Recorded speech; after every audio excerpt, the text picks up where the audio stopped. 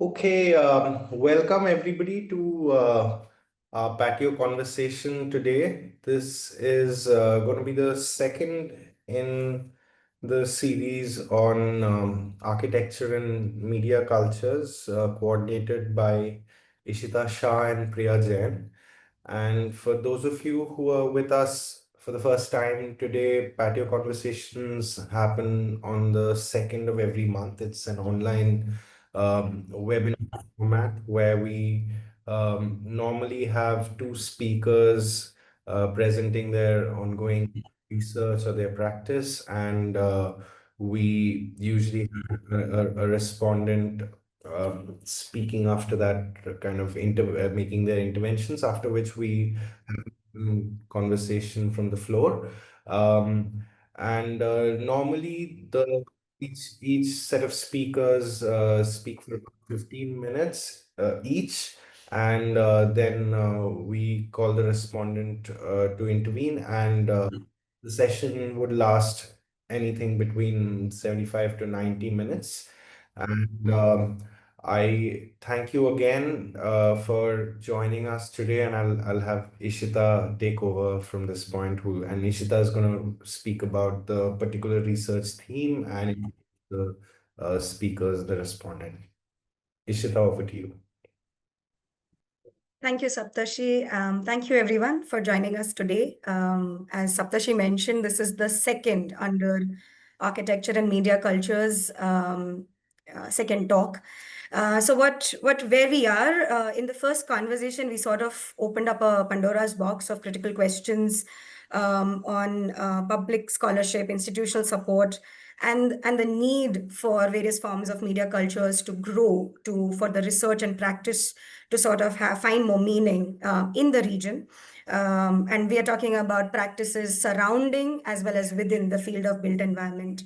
I invite you all to visit the YouTube channel to listen to the first conversation where we had Mehwish Abid from, she's joining us from Canada, but she's otherwise from Pakistan. Her research is based in Pakistan. And we had Yohan, who's joining us from Sri Lanka, and Rohan Shiv Kumar from India, who was responding with his projects and his work.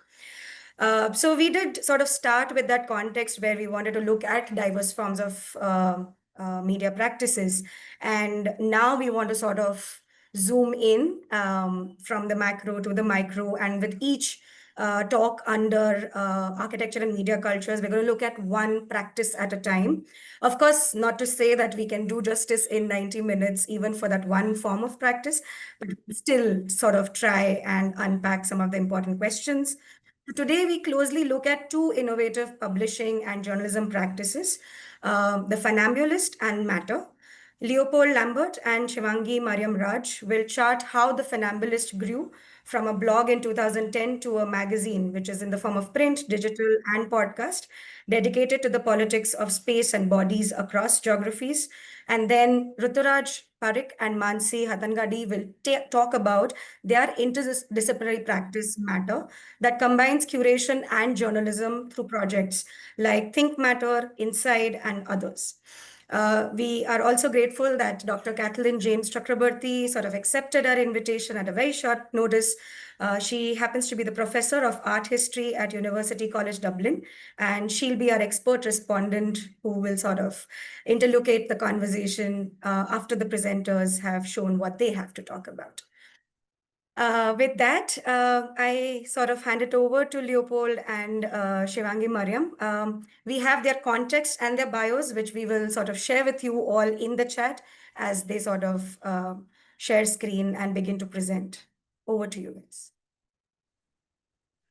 Thank you very much, Ishita, and thank you, Priya. Thanks to both of you for this invitation. Very happy to be alongside Shivangi Mariam, as well as, of course, Ruturaj, Manasi, and Kathleen for this afternoon.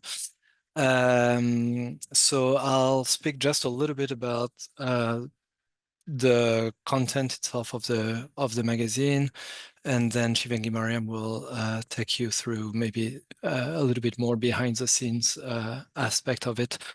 Let me time myself so that I don't go overboard.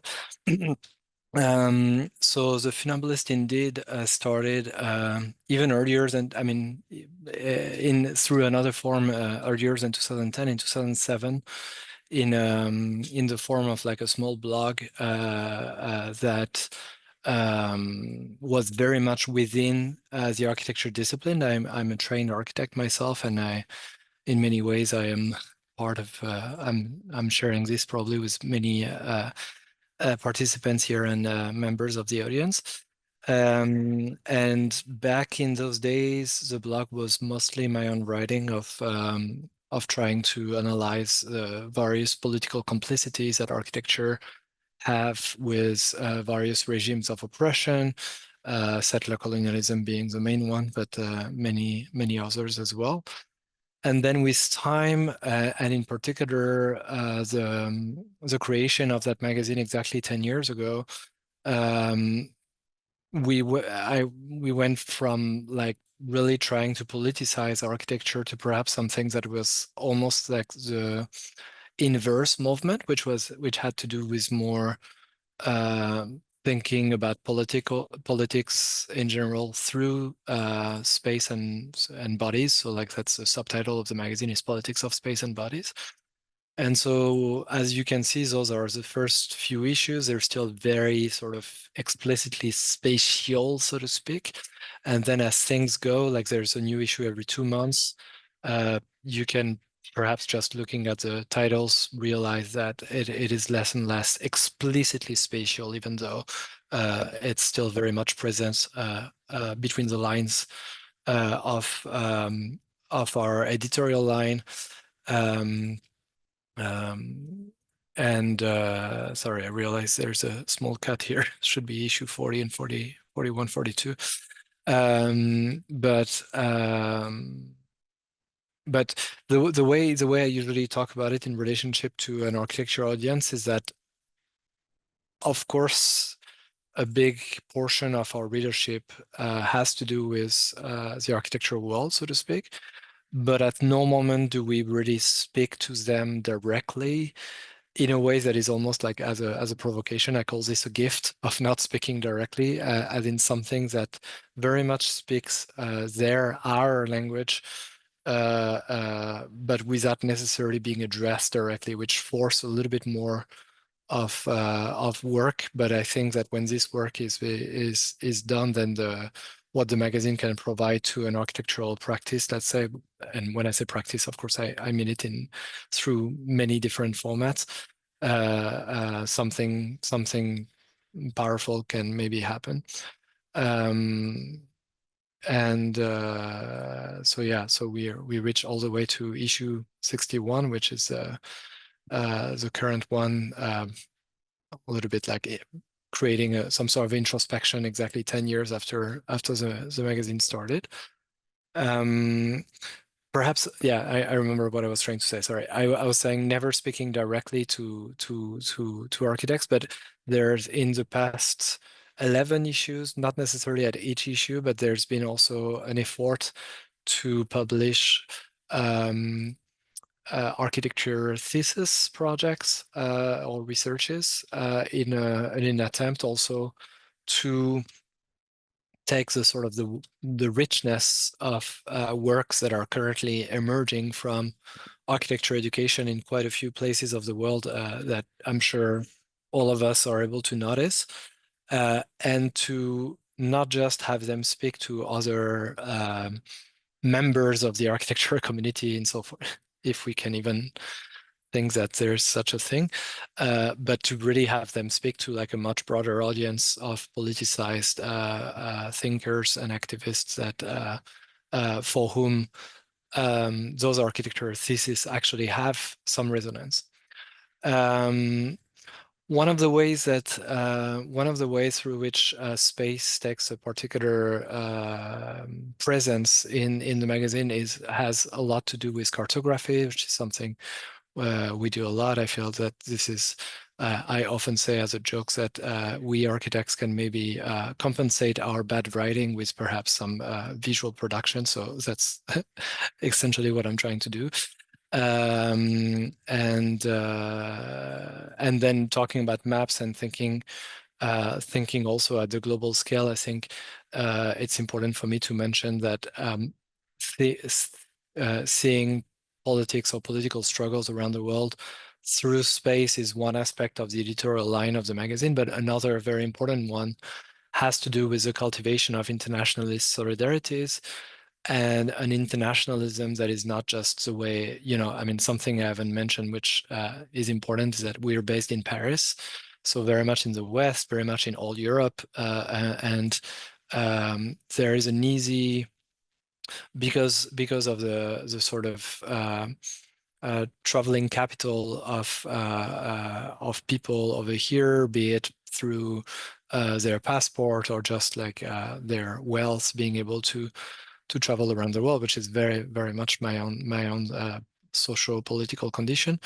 There is this idea that people understand internationalism through like, a sort of a handful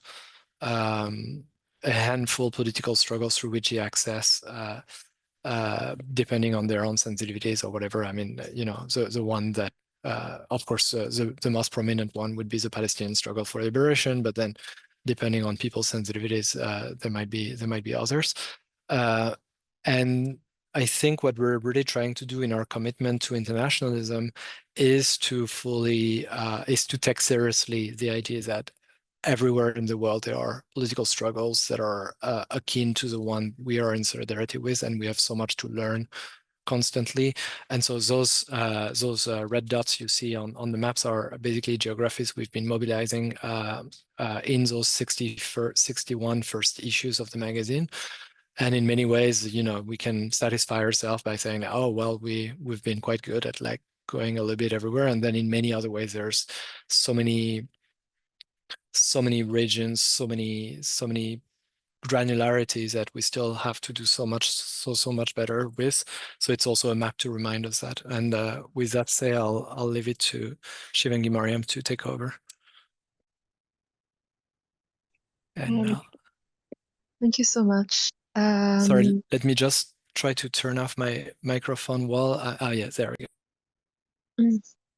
Thank you so much. I think taking Léopold's argument around where do we produce knowledge is also tied up to the question of how this knowledge is produced, who it is produced by, and what are the channels we use to circulate this knowledge. On the screens, you can see the current team, which is composed of Léopold and I, but also Asya Tamergent, who is the office manager, and Daniela Baez-Vesco, who is our Hispanophone communications manager, as well as the former members of the team who in the first decade of the magazine have shaped the magazine with the commitments they come from, but also the specificities of the struggles that have shaped their understanding both on architecture and publishing. And if you could go to the next slide, Léopold. I think something very central to our publishing practice has always been the question of accessibility. And once again, the politics of knowledge circulation tends to be dominated by certain languages. I mean, of course, in the context of India and the wider subcontinent, we know that, Hindi tends to dominate certain knowledge productions, if it is not English dominating those knowledge productions. So similarly for us, it has been a question that we have tried to reflect on quite a bit, which led to the creation of our Francophone version almost 2 years ago. And almost a year ago, our Hispanophone version, which means that the magazine comes out every 2 months in 3 different languages, trying to establish a dialogue between the cultural specificities and political specificities arising from one language and the speakers and readers of that language, and putting them in dialogue, placing them in dialogue with the speakers and readers of other languages as well.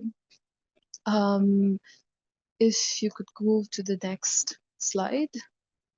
Um, uh, the magazine right now, we are rich. We've been made richer by the brilliance of our more than 700 contributors who, once again, they, for us, it has been something very important to reflect on who gets to get this kind of narrative authority,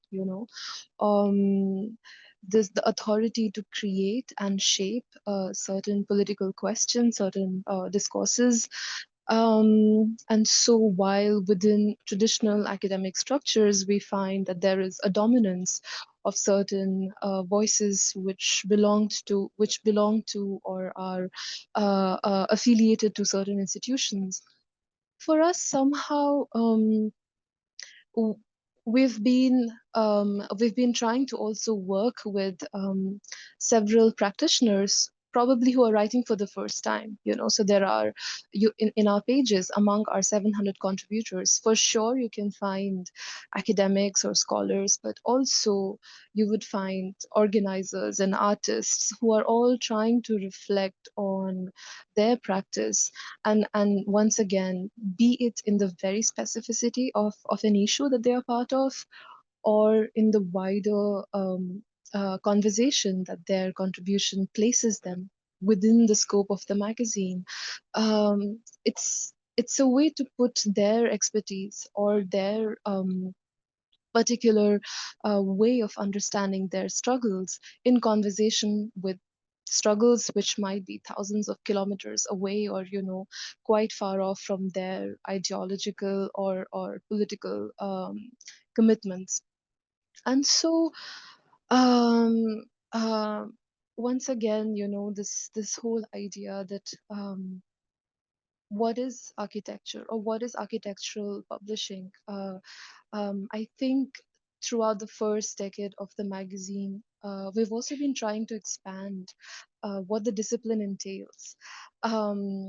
We've been also trying to propose through the pages of the magazine um, a way for us to be politically useful, or find a certain kind of usefulness in certain political struggles, but at the same time also emerge as a pedagogical tool for any kinds of disseminations that may happen within a university, but also very much outside the university spaces as well. So whether it is encampments or prison spaces, the magazine has had a very steady circulation in these spaces as well. And I think there is often this whole idea that okay, but an understanding of built environment only belongs to architects or only belongs to practitioners of urbanism. Uh, but through a certain articulation of the built environment, one of the ways we've been trying to understand and expand the discipline is also to use this as a tool for any kind of political analysis, which is why for us, when we say that we seek to build solidarity across transnational scales, the idea is also to expand an understanding of how architecture remains complicit in structures of settler colonialism, in structures of fascism, and in wider structures of heteropatriarchal and nationalist forms of control. Um, if you could go to the next slide.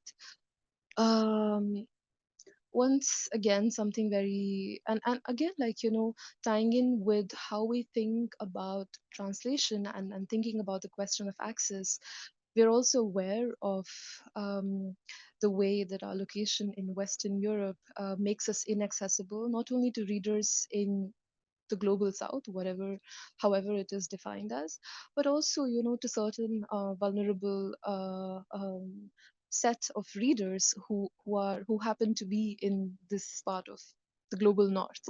So our publishing model is based on an idea of placing an issue in open access the moment we run a copy out of a particular issue out of stock. And so right now, out of the 61 published issues, we have 48 issues, which are more than 48 issues actually, which are now placed in open access. And so once again, it's our attempt to make these ideas accessible, to participate in the discursive rigor of the conversations happening around us, and also to kind of uh, place architecture and architectural publishing within a landscape where architecture is weaponized for spatial propaganda, spatial erasure, and all the grades of spatial violence. So perhaps to say that, and this is something that I have found in Leopold's work on weaponized architecture. I think this is among his one of his first books. The idea that architecture doesn't have the kind of innocence that we may try to accord it. That it is not as depoliticized as its practitioners may try to claim. And so, whether it is Kashmir's occupation or its Palestine's struggle against settler colonialism, we find that architecture remains quite embedded in forces of political domination. Thank you.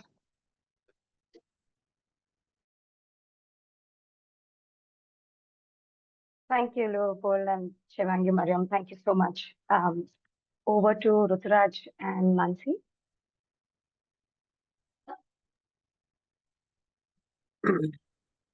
Manasi, you'll have to Thank you, Léopold.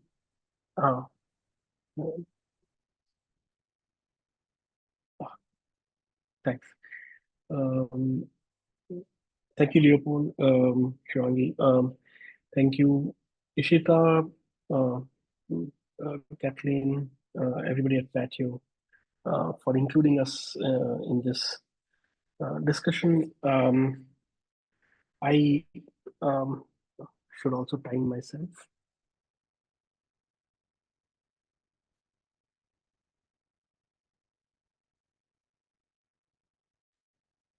And yes, so this is to also say that I make this presentation on behalf of our practice, which includes many people within the studio and beyond, constantly contributing to building the practice and creating the sort of ecosystem in which we operate.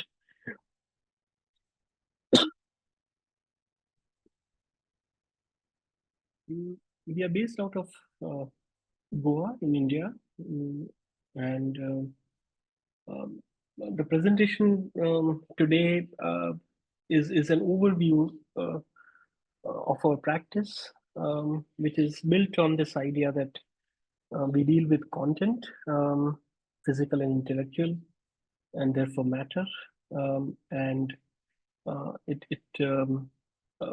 our interest in architecture, building, as well as discourse comes from this sense of authorship and sense of what is important to the landscape of architecture, very specifically within India, and the immediate subcontinent, the issues and concerns of this large piece of large geography around us. We are a sort of a messy practice. We design as well as we write, we publish, we have platforms through which we curate content, we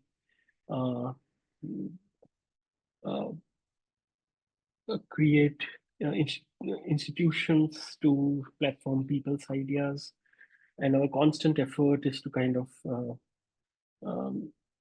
look at the content in design and the design in content, so that's sort of a middle ground. Most of us who are part of this practice are architects, designers, engineer, and people who are interested in making. And we try to imagine issues that are not purely the question of, let's say, conceptual processes. We are also very much interested in the physical form of things and the processes that are in the making of things. Both me and Manasi come from editorial background. After studying architecture, we worked with a very old and reputed professional journal of architecture in India. And we realized that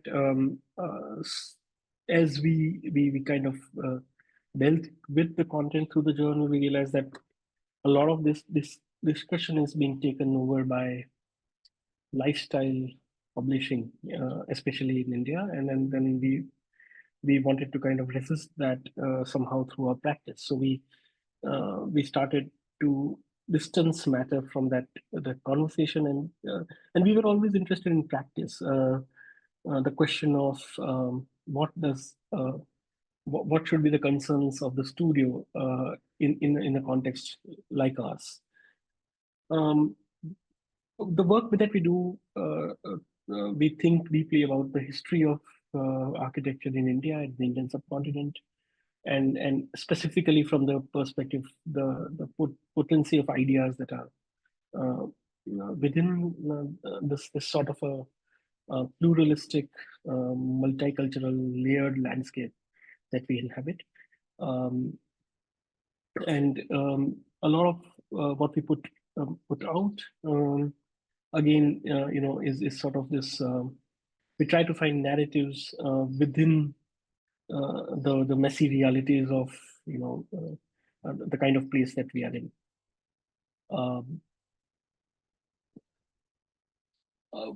As a part of our practice, we work with a lot of historical publications, trying to remaster them, trying to republish them. Again, specifically looking at the landscape that we inhabit. This is Vistar, which was authored by Charles Correa and Imtiaz Darkar as the catalog of that seminal exhibition. So we are deeply interested in this sort of a very specific history. Our practice, content practice is built on many initiatives. A frame, which is a conclave, thinkMATTER.in, which is our sort of open source free online content platform. Inside, which is a journal.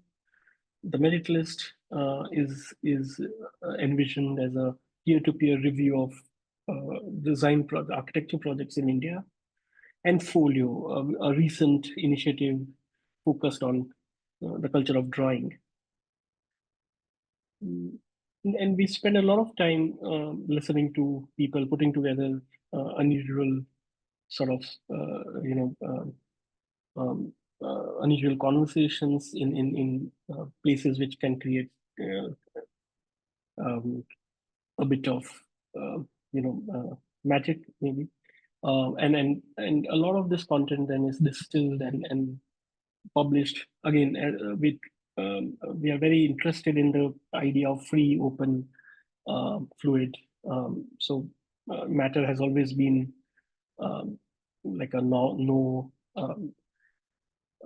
let's say, free and open platform hosting content which is accessible by all. That's our homepage over the years. We are now recently exploring the potential of film, which is our recent and developing interest. Print, the journal again chronicles questions of practice in India, and then again, in a bit of looking at it from the bit of professional discourse and the question of making.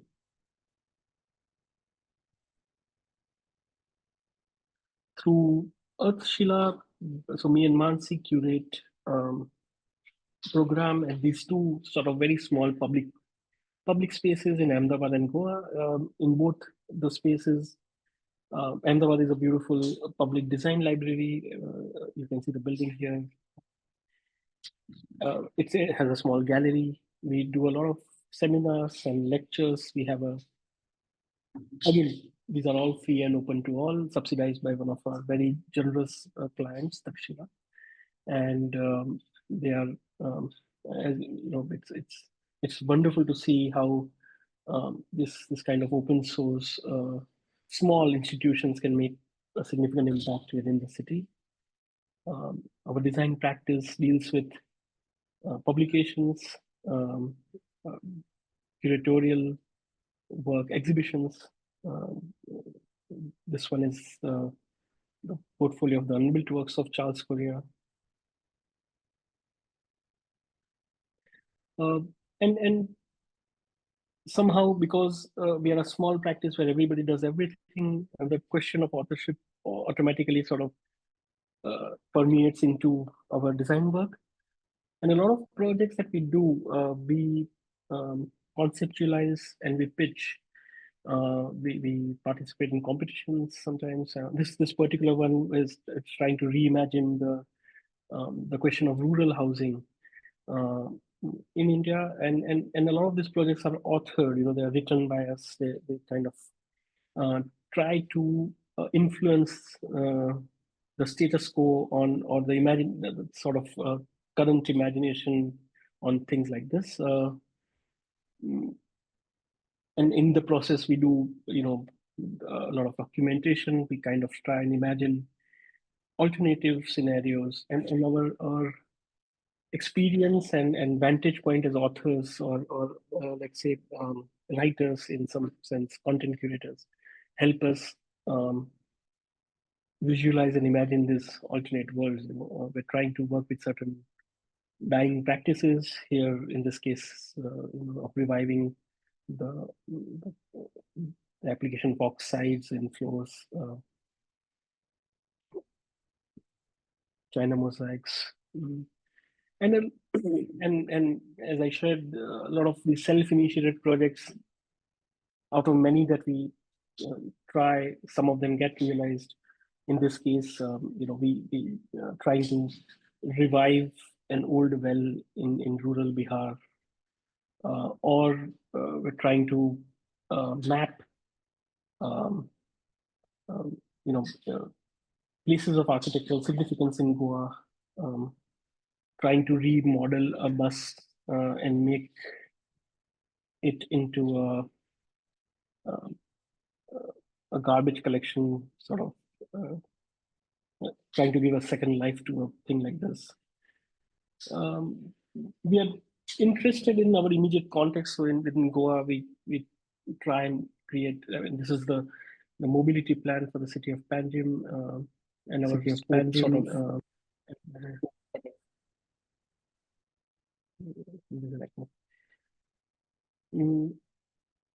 so we try to kind of have certain distance from the subject. We are always a bit in the background. Books, both me and Manasi come from a culture of the printed page, you know, the smell and the tactility of it. So we try and produce content. We try and publish content through books. Very tedious, long processes that sometimes kind of take years to do, but they have a wonderful afterlife, which we are both very amazed with.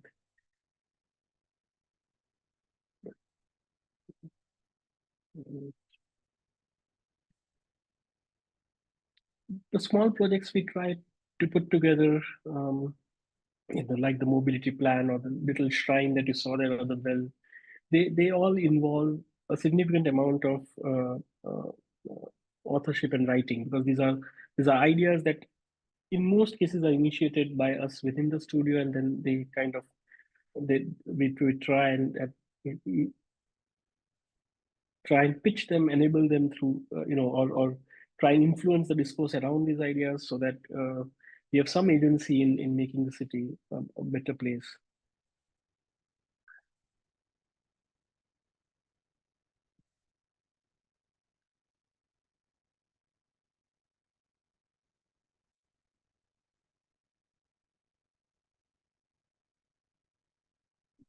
Questions of small placemaking kind of initiatives. And they involve a lot of fundraising, negotiations, working with people who have some influence on the ground. But again, we always come back to the studio and lean on our ability to articulate things as authors of these projects, and then go back again to the field and try and do things which have a small public interface. And we are very fascinated by this, the potential of small projects, small institutions, small interventions that make our work in the interface of architecture and content meaningful. And of course, when you do stuff like this, it gets used by a lot of people who do not traditionally have access to quality architecture space, quality space, and that itself is a wonderful thing.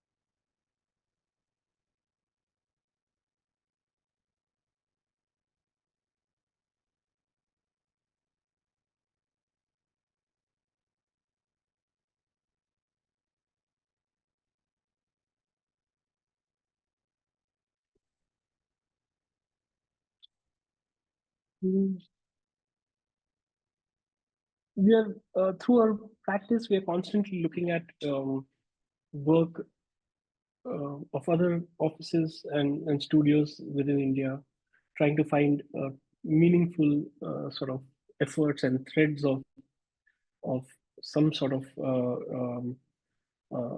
purpose within the enormous portfolios of work that come from the subcontinent. Initiatives like the merit list, which are sort of a peer-to-peer review of projects, help us do that. We set up a jury. It's an open call. People submit their work. The jury sort of reviews the work.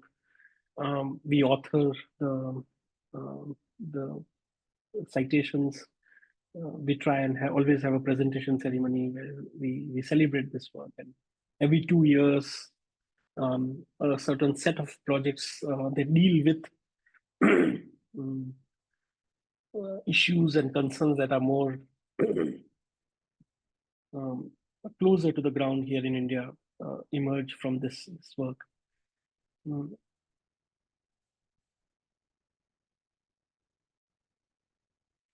Our conferences and our public initiatives, again, they emerge from our own interests and ideas that we are as a practice interested in. But then we try and kind of enlarge the conversation and discussion around these questions, so that they again in some way create a wonderful feedback loop. And we are always looking for these small and meaningful communities within our context to create opportunities of discourse.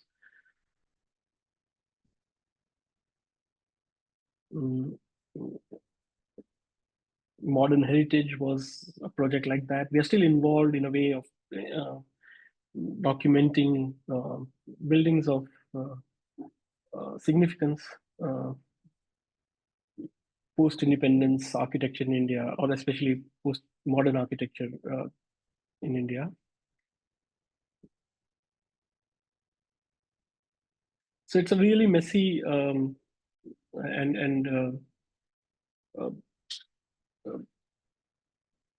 confusing sort of practice that we work in. Every day, things range from trying to, get something welded on a site to putting together publications. Very recently, we have found an interest in films. This is something that we are not yet released. We are working on this. This is a sort of a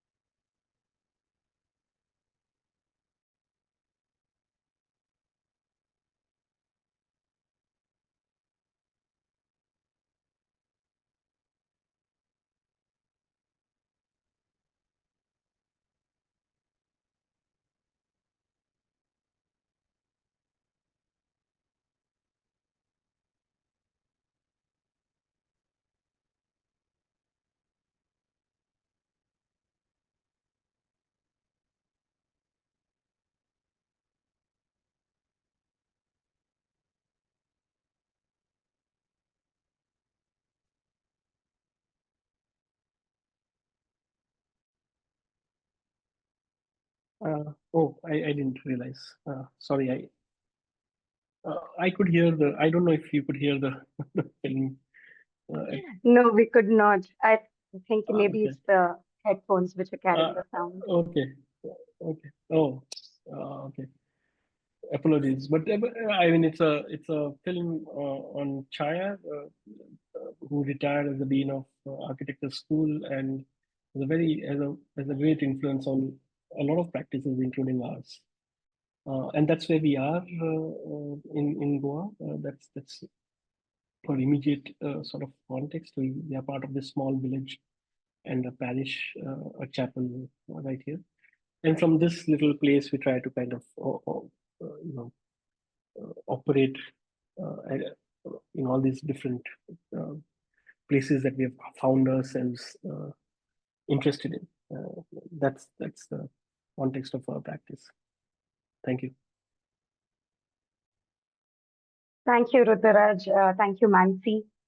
If I might say so, maybe we can play the film at the end if people stay back and you can play it with audio, if that's okay. But for now, Yes, we'll try. we will move. Yeah. For now, we'll move into the conversation. I think there were very interesting or important intersections and, of course, deviances. I would like to invite Dr. Kathleen James Chakraborty to take over from here. Thank you. It's a real honor to be asked to be a part of PATIO, which I think has been a really exciting initiative. And I'd like to thank Amit and Ashita and Saptarshi and Priya for their involvement in this initiative, which I've been able to attend sporadically since it started. I'd also really like to thank our speakers, Léopold, Shivangi, Mariam, Ruturaj, and also, although she didn't speak to us, Manasi, obviously, for her involvement in Funambulist in the first case, in MATTER in the second. I'm speaking to you as an art historian who has certainly been involved in teaching architecture and in writing about the history of the practice of architecture. But I acknowledge that I'm not an architect myself. And of course, I'm coming I'm speaking from Dublin and from the United States originally, so very much with all the advantages of the global north. And I want to particularly, I think two themes really emerged here that are very closely related, which are the themes of accessibility and communication that we need in order to promote the changes we want in the discipline of architecture and the way it's practiced professionally, but also in order to help affect the larger political changes to which we're committed. As an art historian, and particularly as one working right now within the strictures of a European funded grant project, I'm very fortunate in that regard to have a large amount of funding from the European Research Council.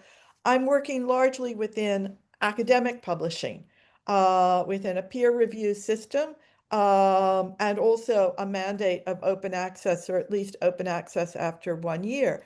But I recognize that architecture, wherever in the world it is, and certainly architecture in the global south, it faces different challenges than just being within the academy.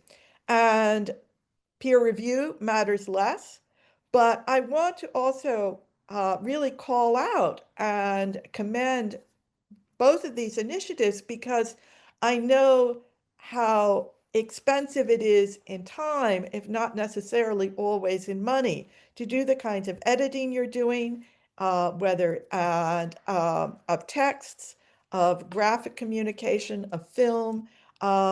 These particularly graphic communication, as Léopold made clear, are things you're trained to do, but it's still enormously time consuming.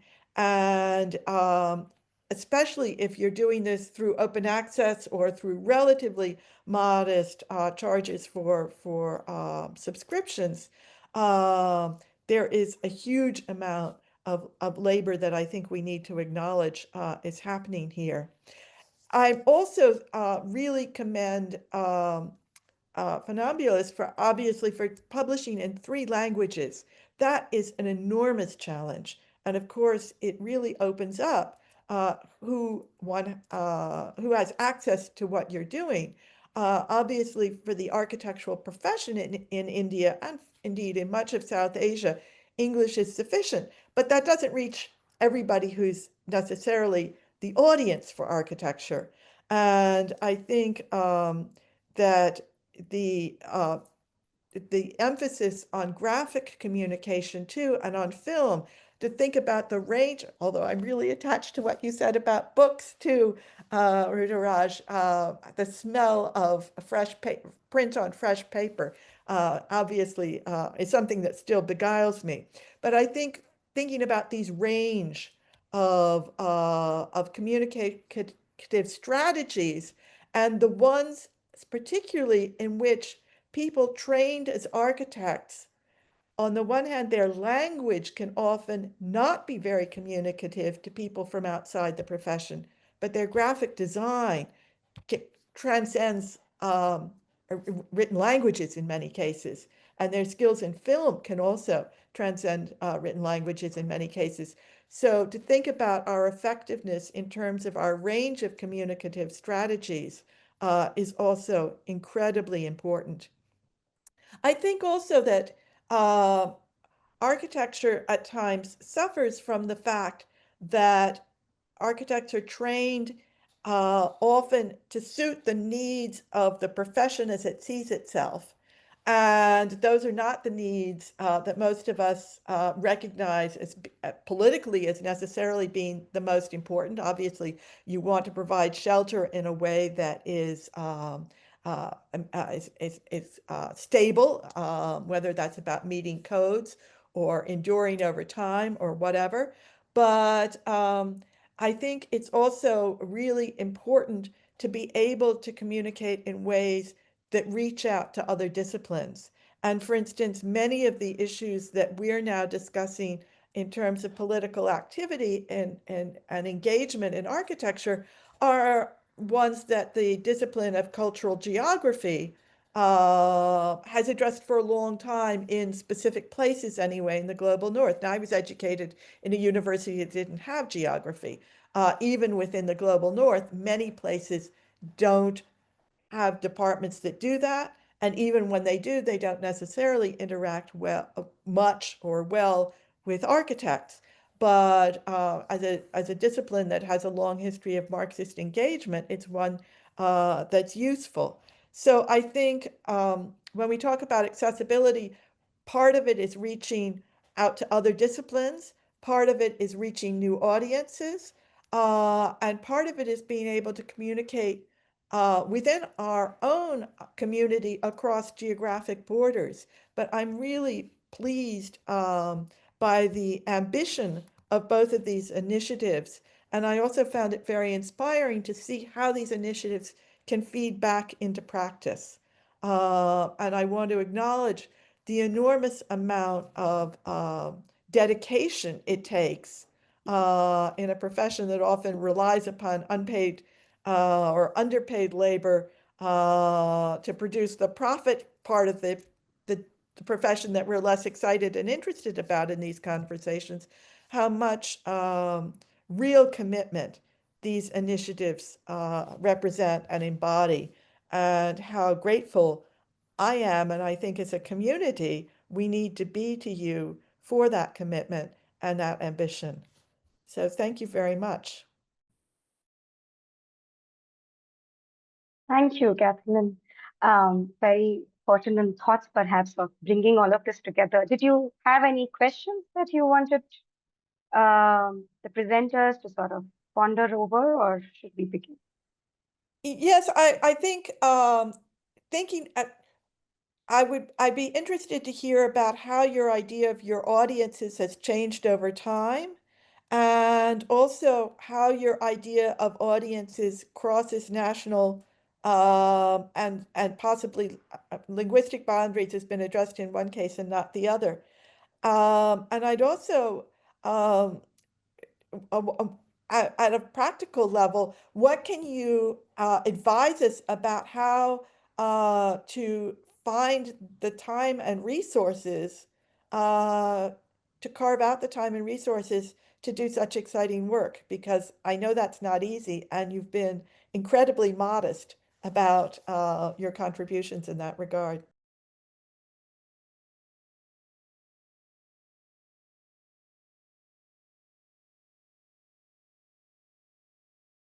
Whoever wants to go first. I think if we first take the question about audiences, if either of you want to tell us a little bit more about who is receiving it, how are you negotiating relationship with the audience? And maybe how it's also changed over time, because neither of these are brand new initiatives. So as you go along, what do you find works and doesn't work and who do you find you're bringing in maybe that you didn't expect or that you've been more successful with? Yeah, I think for the Funambulist, I'll talk a bit about the audience and then Léopold could expand a bit about time. Um, for sure, when we talk about first decade of the magazine or 60 issues of the magazine, it means that over the time, our subscribers have significantly increased. And this is an increase which is not just in numbers, but also an increase in terms of the geographies that we are read in, increase in the kind of expectations our readers would have from us, or even for us to kind of live up to the editorial rigor that the magazine has maintained. Um, and also an increase in the urgency in terms of the political context that we find ourselves uh, within, knowing that there are not many magazines which straddle this interdisciplinary weight across architecture and social sciences, and also while taking the practice of publishing very seriously. um, so for us, for example, what we've been doing, let's say we had an issue dedicated to the 60th year of Algerian independence, the celebration of the Algerian Revolution and its relationship to the global struggles. And that is an issue. For example, we made all the digital copies free of cost to people residing within that geography. Similarly, the issue we had on the subcontinent, the digital copies were free to anyone who was living in the subcontinent. So I think that's one way to kind of know that this particular issue or this particular thematic concern is of more relevance to a particular set of our readers, and hence moving forward with an urge to participate in that discourse, whether we are successful or we're not taken seriously. It's something else, you know. But from our end, the idea that, you know, there remains a consistency in terms of how we think about political struggles and how these various political imaginaries also shape our editorial process.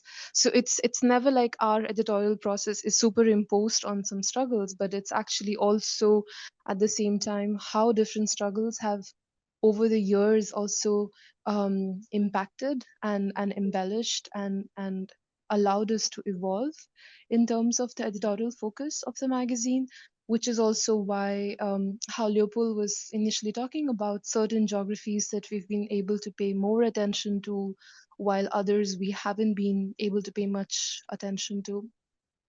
I think like this is also something that, you know, if you're having this conversation 5 years from from now, probably it would lead us to identify another set of blind spots. So which is what like our current issue is centered on, trying to think about the blind spots within our editorial focus, which again is not something which is determined by the audience, because I don't think at any stage the magazine has been there to appeal to a certain kind of populist sentiment. But at the same time, yes, who does our political production, our intellectual production, who is it accountable to, you know, especially given the context that, you know, most of cultural production or intellectual production often gets subsumed within the market where caste and race and class and colony really determine the weight of our voices. But yeah, I think Leopold, if you would like to add about time.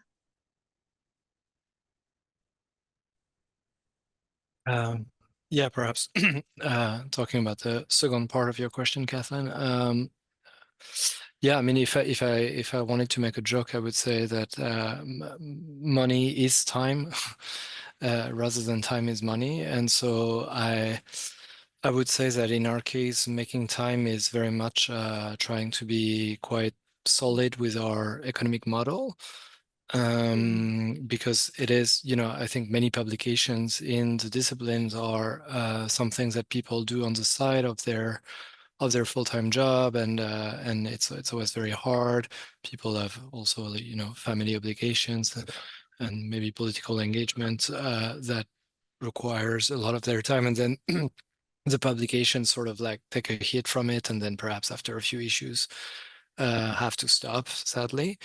In our case, it is, at least in the case of Shivangi, Mariam, and I, our main jobs. The four of us have like some other, other projects we're working on, but the magazine is it's literally a company like incorporated in France.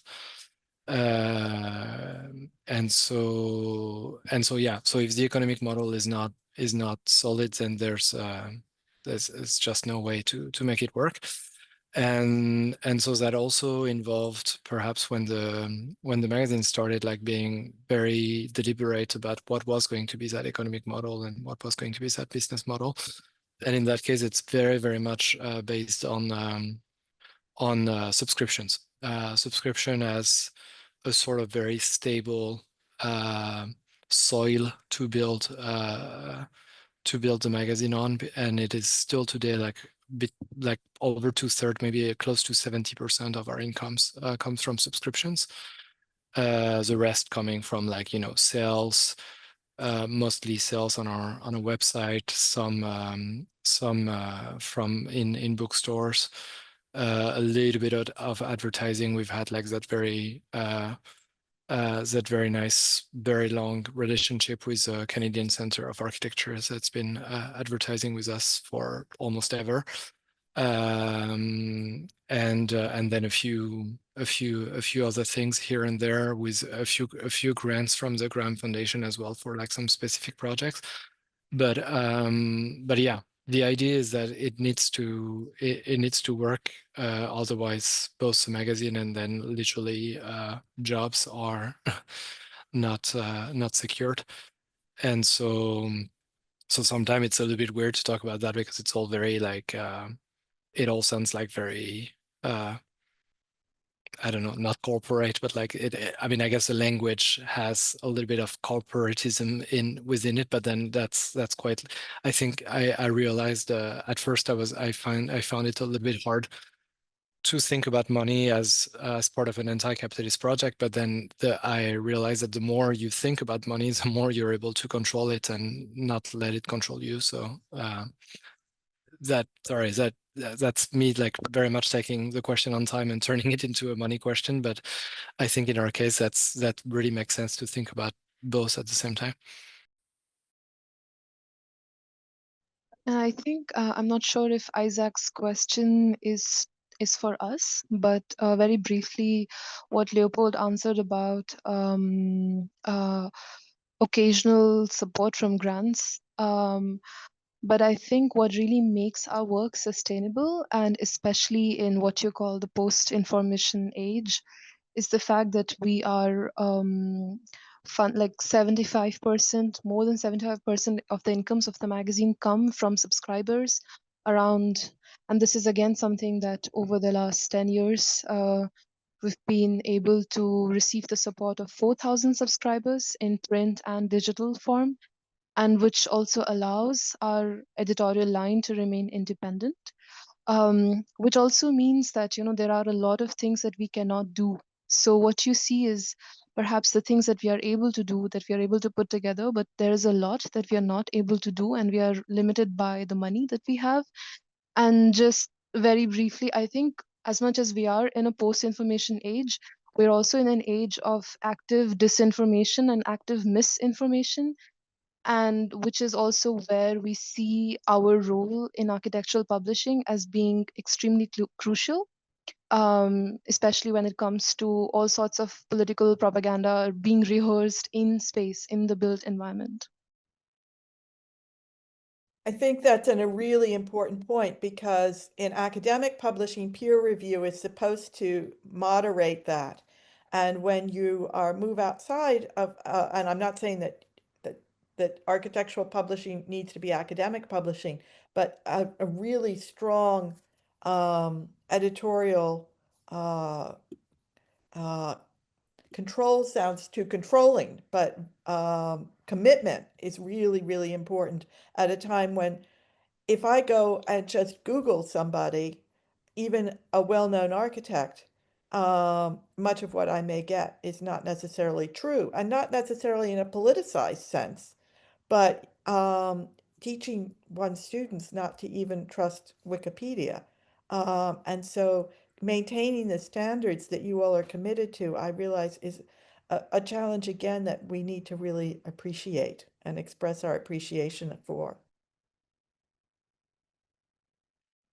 I believe, Manasi, you wanted to add to these thoughts? Yes, Yeah. so yeah, thank you so much. Thank you, Kathleen. Thank you, Ishita, and everyone at PATIO, and all the wonderful audience also. I wanted to address the question of audiences first, and I think I'll have Ruturaj respond to the question of time. I think somewhere, though we come from very different, like two ends of a spectrum in terms of the positions we are taking in the media culture. I think our idea of audiences and time both seem to be quite similar. But when we started for Matter, the question of audience began as a very self-effacing idea. We both came from the editorial background, where actively that time journals on architecture were discussing a very, these large lavish houses. They were looking at mostly projects abroad and publishing. And, in that monthly system, you're just actively trying to write something and then publish something. So we wanted to distance ourselves from that. So we slowly moved the idea of the magazine also to focus on architecture in India. Over the past 10 years, we have also constantly iterated that we are looking at looking at the discourse of professional architecture in India, of practice, and we have limited ourselves to that. It has been something that emerges from our own curiosity and concerns, because we are at that intersection of practice and publishing both.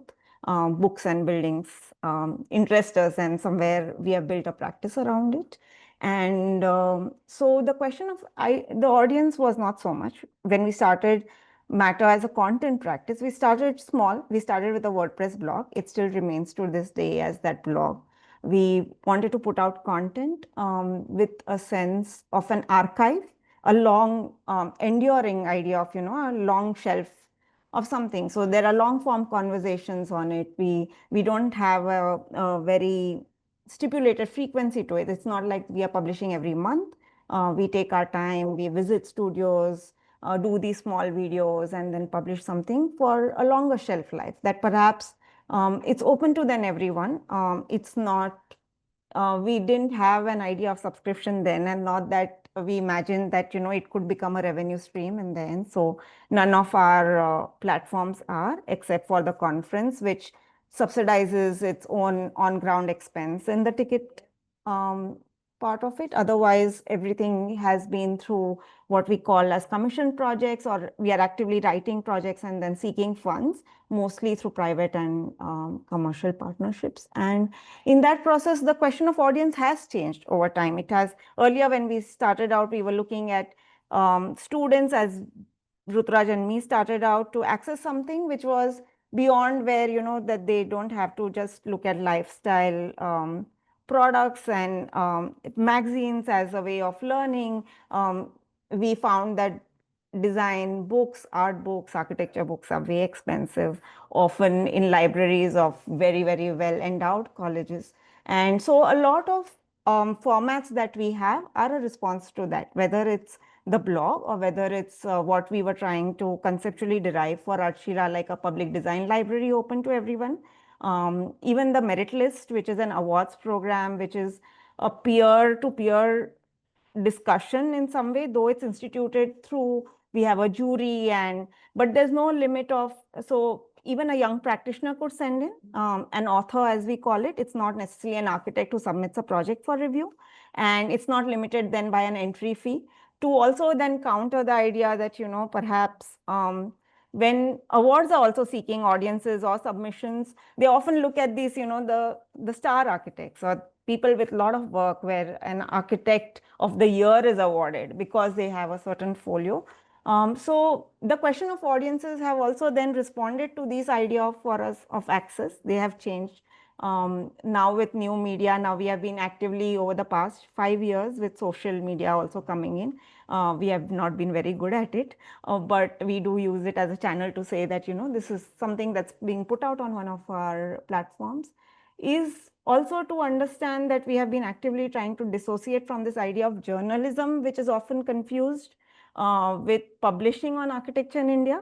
Also to say writing, a lot of applications come in saying I'm a writer, and we also have to respond back saying that writing, as you think of writing, is not something that we do, and we are also not trying to profile. So those questions of, those audiences have also been something that we have not actively thought about, but as I'm speaking and we have been working and making presentations like this, we start to reflect on it and then think of that perhaps that is the engagement that we are trying to seek. And at the end, it is the audience is us, the studio tries. That is where our learning ground is. We built all these platforms so that this is our active nourishment as we practice. And so that's the idea. Yeah, I think just, we have never been very conscious about the afterlife of the work that we put out. Or I would say that we have never tried to actively campaign to reach a particular set of people. Or our work in publishing comes the source of it is our interest as a practice in something. So if we think that there's an issue that we ourselves are dealing with as practitioners, that somehow bleeds into our thinking and eventually our work as publishers. So in a way, like Manasi said, it kind of reflects our own concerns, and over the last, to address something more about evolution of audiences over the last, I would say pre-pandemic, there was a very different kind of interface we had with the people who used to read our material. But after the pandemic, we have realized that there is a whole almost a generation of students who did not have access to a physical institutional space at that time have lived a large part of their education on a digital platform. 2-3 years you spend kind of taking lectures on Zoom and stuff like that, and now we are a lot of them have become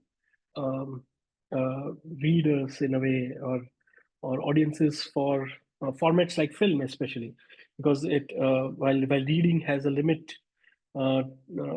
text has a limit, but film somehow does not. Somehow, although language, of course, a lot of our material is in English, but it does break a few more kind of barriers and it does reach a significantly larger audience who we did not have previously when we were dealing with printed or written word, so to say. So that is one significant kind of pivot that we have seen in our own way of producing things for content. The second question about effort, a majority of what we do is within our practice. So we so everybody does work on everything, and then a lot of ideas in the initial stages are subsidized by stuff that's already making some surplus. So I do have an Excel file open always, somehow on my desk, where we can see the time spent on things and the time to be spent and what we need to print something and where will it come from and stuff like that. As something grows, and it reaches a stage where we have it has a form and like a conceptual form, we do try to go out and seek funding for it, but we are very conscious that this funding is not really people who support it don't have a large input in how things are run. Sometimes we have failed in that sense, and when we have received funding, people do want to influence the way something is going, but then largely we have found good partners who have understood over time our interest and inclination in things, and especially our the idea that like Manasi said, this long shelf life. We're trying to create something for a long future. We are not interested in its immediate impact, and that has helped us get 2 or 3 good partners who have supported our causes over time as they reach some sort of a clear form. But in the initial stages, maybe the first few cycles of publishing, the first print, we try to find money within the practice to do it, because then you set the terms in which it has to materialize, and that to me is very important, because sometimes when you have funding, the funding also dictates the formats, the run, the reach, the quality of output, etc. So that is Yeah, it always comes from something that, and the effort, yes, we put a lot of effort, but we do enjoy, I mean, it truly nourishes us. So that feeds back somehow into our practice. And we see that even people who are within the studio, because they do these things outside of the traditional architecture studio role that they have, they grow. And that itself is a good reward for us. That helps. Thank you. We could move to Saptashi's questions. Should I read it out? I mean, or should I just focus on that last part? Maybe for Funambulist, if you have reflections on how you would like us as readers or researchers to think about the history of the Funambulist itself in the future, using the material you've produced as an archive. Yeah, thank you so much for this question. So the ancestor of the Funambulist I showed like a small snippet of at the very beginning used to be called boîte à outils, which in French means toolbox. So I'm personally imagining it a little bit more like a set of tools and truly an archive as such, and tools that can be seized and used. The question of usefulness is absolutely central to the editorial process, and I sort of believe that when you take like any sort of past issue of the magazine, if most contributions remain highly relevant today, maybe the few cases where it might not be the case might be like perhaps coming from my own fault as an editor of like not being equipped enough to ask the precise questions that makes then a beautiful, useful contributions from an author. But so indeed, yeah, I think the ability to be able to use like any past article for our own use is very much built within the project itself. Thanks, Léopold, for your response. Saptashi, do you want to read out the second question for Matter, or should I? Yeah, I can go ahead. So I'll keep it shorter than what I have written. I just realized I was rambling while typing, but I'm very interested in, like, I think there's a question after mine also. There is a lot of effort that you've made in, sort of mapping out, and you do mention that there is an organic which your work evolves and it's connected to what you're doing, or the other forms of your practice. I'm also just wondering that at what stage might you want to be a little more risky about what you're putting out there? Because I think, and because now that you're venturing into film, the question always comes in cinema, where the director or the filmmaker caters to an audience, or is the filmmaker pushing the audience's taste? Because I think the coming of age in architecture in the South Asian context will also happen, and we see it in historical research when we sort of gives more greater space to voices that have traditionally not had space. So I was just wondering what your plans are for doing that, and I know that it can be a real challenge because you're also trying to write for a readership that will want to read about somebody famous or something less known about that person. And so, I mean, I'm just wondering, where is the balancing act you see yourselves going from this point forward? So so our own work through Matter has moved quite away from that in the past few years. Through initiatives like the Merit List or the Conclave, we do now largely platform younger, less known practices who are doing good, meaningful work on the fringes. And our focus has, and if you kind of scroll through the past few years of what has been put out, our focus has moved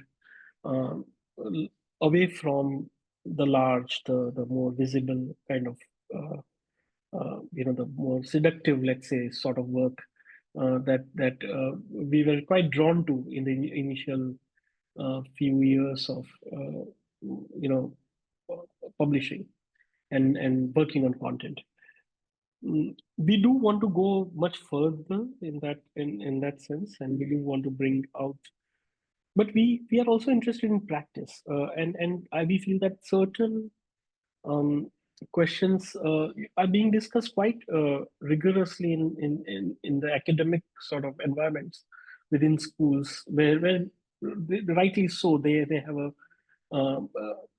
have a wonderful vantage point for that, and an audience. Because we are interested in practice, we do look at a lot of work produced through practice. And therefore it automatically becomes a sort of let's say, a sieve through which more critical ideas maybe don't pass. But if through practice people, and we find people who are dealing with larger questions of inequality, caste, questions of poverty, and questions of the issues that concern us here in our context. We seek and we actively reach out for that. But it is still in India, and now there's a wonderful new generation of practitioners that we are observing through our own work as publishers, who are very interested in that sort of counterculture, as I think somebody else wrote in the thread. And our own work is also actively being shaped by that. The markets and the small, the public facing work that we do is also trying to push our own practice away from the more private, project on a compounded sort of plot kind of practice. So both our publishing and our own work are moving away from that. But the pace at which ideally it should have happened has not happened, because again we are interested in people who are trying to do this as a part of practice, and while the academic discourse is way ahead on it, and we do see a lot of publications coming out of schools, we do see a lot of conferences in India who deal with issues that confront that kind of those kind of questions. We are still trying to see evidences of that in practice, in studios who are trying to change these through small things, through small interventions, through repositioning their work, to try to do this, in the built environment. And and if we find evidences of that, we go right at it, And if you see the past 6-7 cycles of even the merit list, even though the jury selects the final set of projects that are sort of awarded, there you can see the change of direction there as well. More and more small, meaningful, high impact, public facing works have now come out of the merit list than what it used to be at the initial 1 or 2 cycles, which focused largely on this romanticism around making stuff and things like that. So yeah, we are changing. Things are, and a lot of younger right practitioners, they ask us the same question, that why are you still hooked on to that sort of conversation? But it also, because we are ourselves also architects and designers, we sometimes get really drawn to that beautiful thing as well, and yeah, we're trying to resist that also. Yeah, I just wanted to add 1 or 2 lines there, just like, because you said, I feel that somewhere to distill that, like, that we are also coming of age in practice. It's been 10 years with the merit list. Also, how while we say that these are all platforms, they are all incubated from our studio, which is around 10 people. Everyone runs everything. So right now also we just finished the merit list as a thing. We are doing frame, and it's not like we outsource things. Everyone does everything in the studio, from registrations to badges to everything. So there is a certain limitation there of resource also. And there is, yes, we also sometimes have this conversation that perhaps we need to go out and little be more riskier, confront. And in that process, we have also started writing less, doing more through the platforms. And it has, like Overthink also, now we only try and actively do these films or conversations and do much less of the other stuff that we used to do, which we are also not able to really reconcile with anymore.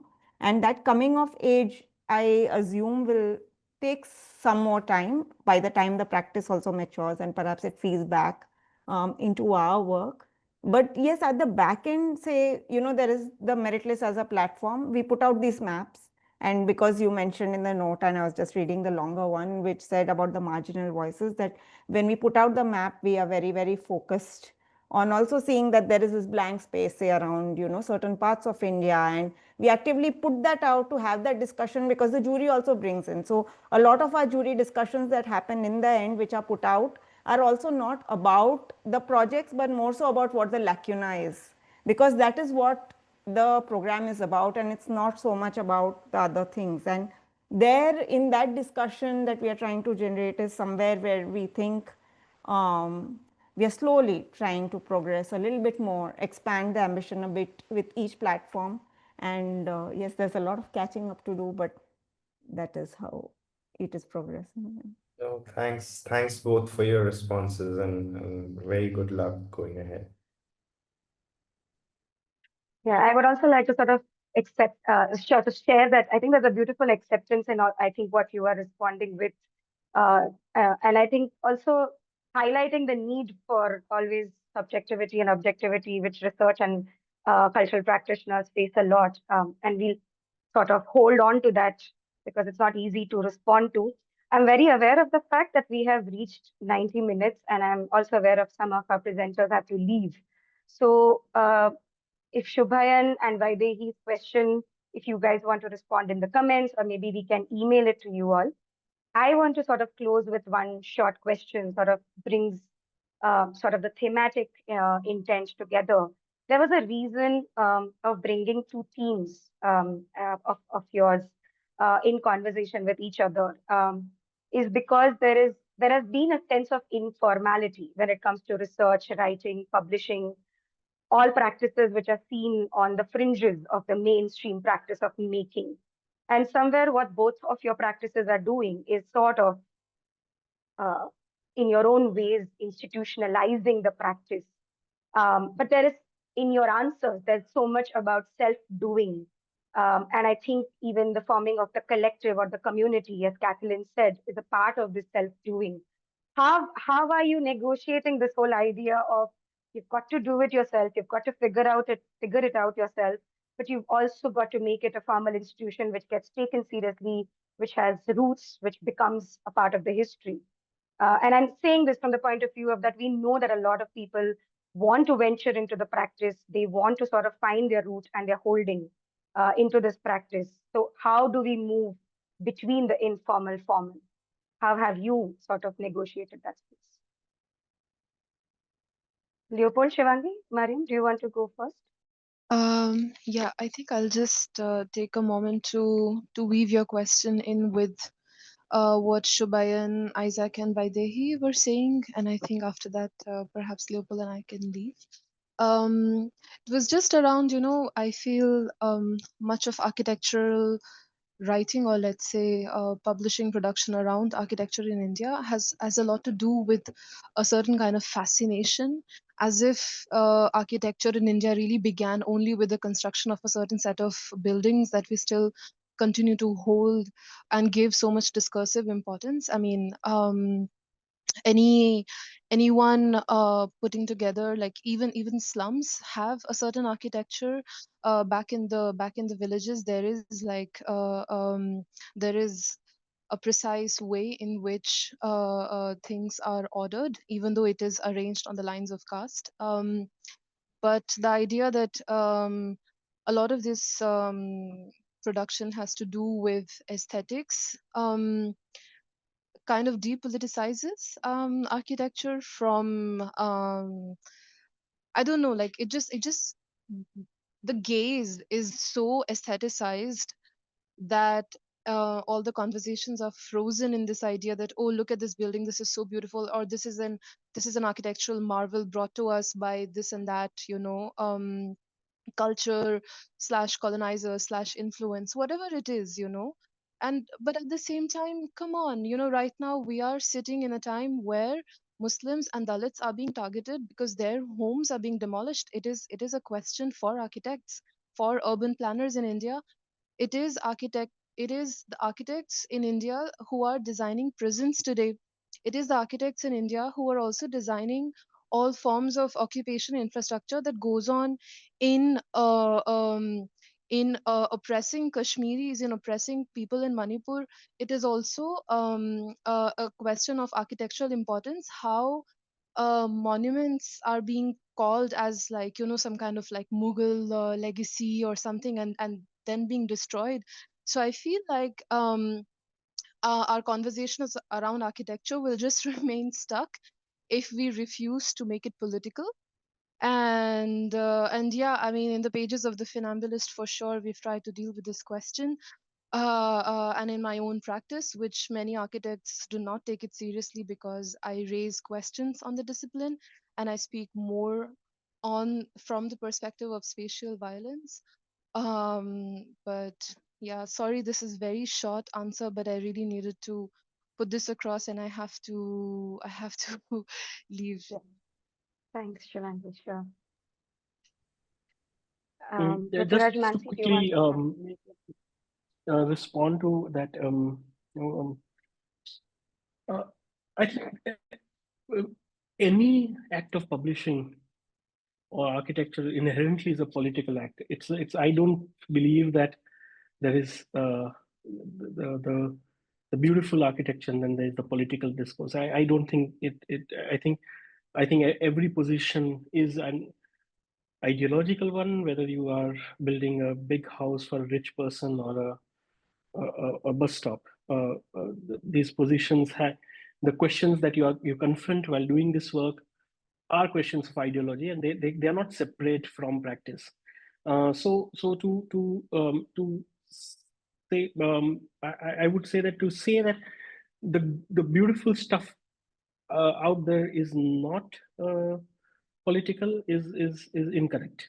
I feel. I think, and that is the foundation of modern movement in India, especially, was deeply ideological, and the buildings it produced were beautiful buildings. I think that we're trying to look for ideological or political positions in the work that's being produced in our context is the important part of the practice that we do. And through institutions like Earthshila, for example, what was the whole point of creating an open access public design library in the middle of the city? And we thought nobody would read, and it's full all the time, and you will rarely get a place there, and it's just a building filled with books. Now there is, every time we select a book, we have a bias, to put in the building. So we select it from, so we have problematic literature in there also. We have done exhibitions there, which the Kagzi Perahan in the middle of Ahmedabad, that is, was about photography and resistance. We have hosted talks by people who have talked about riots, Shahidul Alam and all, who have talked about.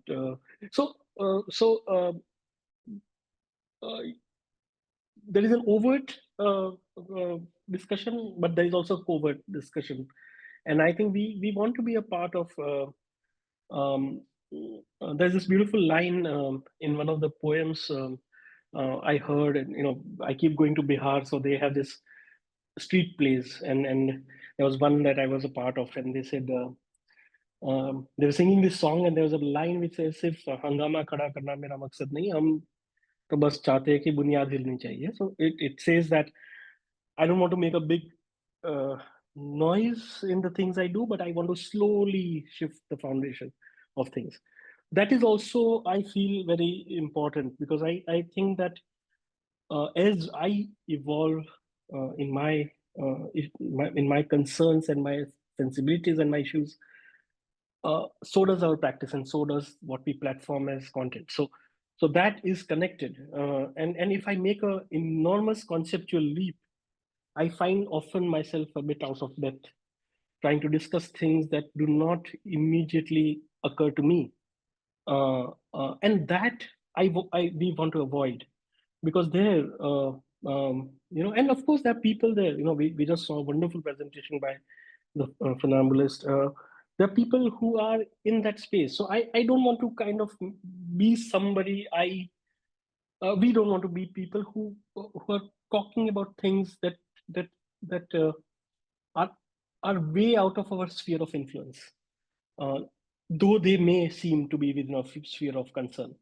We want to keep our sphere of influence very close to what we are, and of course, we live in a world of incredible inequality and strife and war.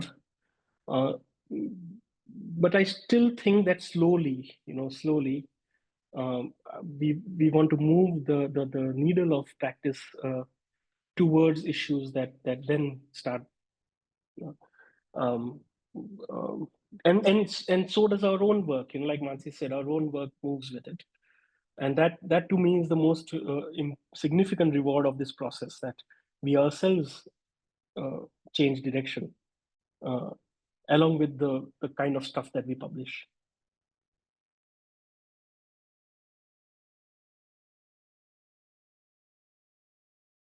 Thank you. Those were very important thoughts. Even though we're all running out of time, I think we all know there's a lot more to unpack and discuss, and I hope you all will keep meeting us under media and architecture, but other themes at PATIO as well, because a lot of it also sort of overlaps between different thematic areas at PATIO Conversations. We should wrap it up. I'm aware that it's also dinner time. It's very late in lots of parts of the world. People are joining us from across the world. But Kathleen, any last set of remarks or concluding thoughts that you want to leave us with?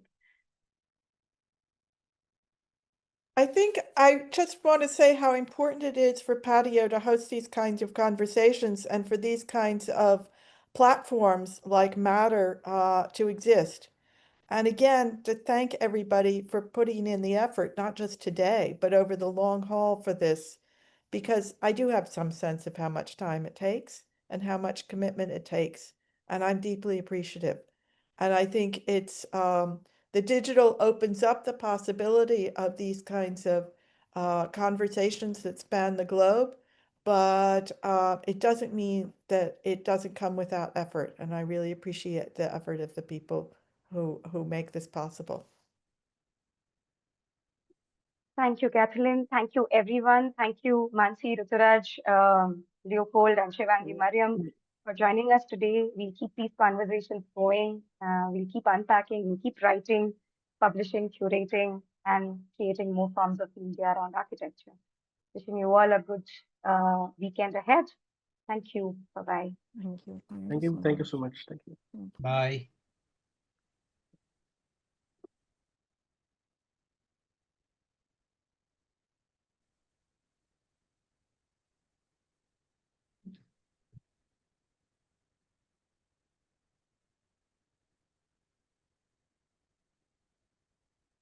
We need to stop recording.